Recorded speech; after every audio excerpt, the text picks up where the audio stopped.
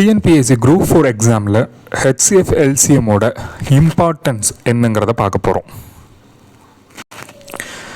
இந்த டேபிளில் பார்த்தீங்கன்னா 2015 25 வரைக்கும் கேட்டிருக்க குரூப் 4ஓட கொஷினை நம்ம அனலைஸ் பண்ணி வச்சுருக்கிறோம்.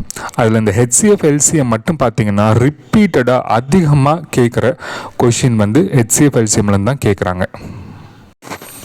ஸோ இந்த டேபிளில் பார்த்தீங்கன்னா எந்தெந்த வருஷம் அதில் குரூப் 4 எக்ஸாம் நடந்திருக்கோ அதில் எத்தனை முறை ஹெச்சிஎஃப் எல்சிஎம்மோட கொஷின் கேட்டிருக்காங்கிறத ப்ரூஃபோடு கொடுத்துருக்கோம் பாருங்கள். ஃபார் எக்ஸாம்பிள் 2025 பார்த்தீங்கன்னா 2025 குரூப் 4ல் கொஷின் நம்பர் 5, 6, 17, 18 அப்படின்னு சொல்லிட்டு 4 கொஷின் வந்து கேட்டிருக்காங்க. இது வந்து கொஷின் நம்பர் பிராக்கெட்டுக்குள்ளே இருக்கிறது கொஷின் நம்பர். அதே மாதிரி 2024 பார்த்தீங்கன்னா 6 கொஷின் கேட்டிருக்காங்க. கொஷின் நம்பர் 6, 11, 14, 15, 16, 25 இது எல்லாமே உங்களுக்கு ஹெச்சிஎஃப் எல்சிஎம். புரியுதுங்களா? ஸோ அது மாதிரி ஒவ்வொரு வருஷத்துக்கும் செப்பரேட்டாக கொஷின் நம்பரோட எத்தனை கொஷின் கேட்டிருக்காங்கிறத நம்ம அனலைஸ் பண்ணி பார்த்ததில் ஹெச்சிஎஃப் எல்சிஎம் வந்து தவிர்க்க முடியாத டாப்பிக்ங்க. நீங்கள் நிறையா ஆப்டிடியூட் டாபிக் பார்க்குறத விட இந்த ஒரு டாப்பிக்கை நல்ல டெப்த்தாக பார்த்துக்கிட்டிங்கன்னா ரொம்ப யூஸ்ஃபுல்லாக இருக்கும். ஏன்னா 6 கொஷின், 5 கொஷின், 4 கொஷின் அவ்வளோ இம்பார்ட்டன்ஸ் கொடுக்குறாங்க ஒரு எக்ஸாமில், ஒவ்வொரு எக்ஸாம்லேயும். சரிங்களா? ஸோ அது பிரகாரம்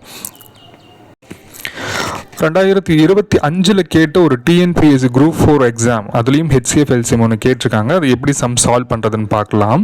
எப்போதுமே விகிதம் கொடுத்துருக்காங்கன்னு வச்சுக்கோங்களேன். இங்கே பாருங்களேன், 2 எண்களுடைய விகிதம் கொடுத்துருக்காங்க 3:4 சொல்லிட்டு, அதனுடைய மீபேவாக கொடுத்துருக்காங்க 4 அப்படின்னு கொடுத்துருக்காங்கன்னு வச்சுக்கோங்களேன். ஸோ அவங்க கேட்குறது வந்து எல்சிஎம் என்னன்னு கேட்குறாங்க. ஃபர்ஸ்ட் அந்த நம்பர் 2 நம்பர் என்னன்னு கண்டுபிடிக்கணும்ல. கொடுத்துருக்கிற மீபேவாகவும் இந்த விகிதத்தையும் பெருக்கிறீங்க. அப்போ 3 12 4 16 இதுதான் அந்த 2 நம்பர்கள். ஸோ இதோட எல்சிஎம் என்னன்னு பாருங்கள். அவ்வளோதான் ஆன்சர். இதனோட எல்சிஎம் என்னது? 2 6 2 12 8 2 16 2 32 6 4 2 8. ஸோ 3 12 12 2 24 24 2 48. ஆப்ஷன் ஏங்கிறது தான் சரியான விடை.